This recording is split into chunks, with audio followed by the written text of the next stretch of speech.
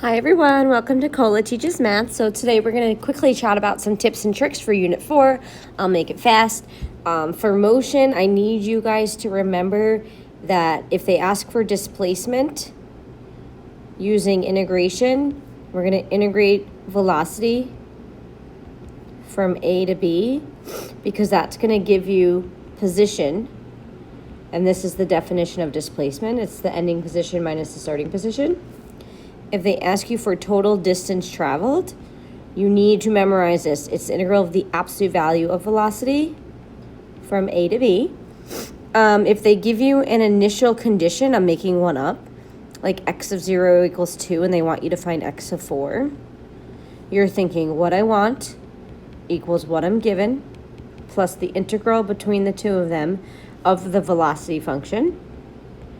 Next, if they ask you if speed is increasing or decreasing, you must compare the sign of velocity. You have to give them the number that, like the velocity at that time, and you must compare the acceleration at that time.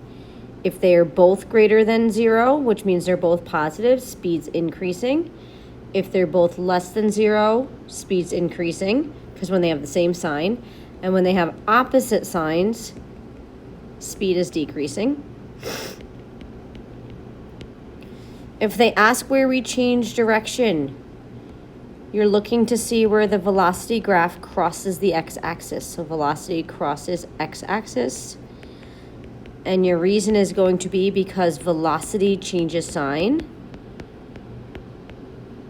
What other common things have I seen? We are moving to the right when velocity is positive. We're moving to the left when velocity is negative. You should be expected to be able to do all of this stuff with or without a calculator.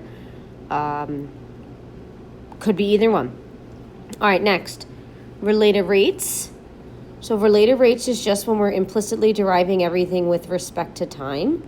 So like, for example, if you have area equals pi r squared, that's going to be, you have to derive A, like normal, 1 dA dt equals 2 pi r dr dt. Everything is changing with respect to time. I've seen a lot of related rates questions on an implicit question at the end where they give you some sort of implicit curve like this. And then you have to implicitly derive it with respect to time like I'm doing right here. So everything gets derived like normal and you attach a d something dt to it. Just remember, for related rates, they will give you the volume formulas for cone, sphere. They'll give you the surface area for sphere, but you must memorize circles. You must memorize the area of a circle. Circumference is 2 pi r. You need to know cubes.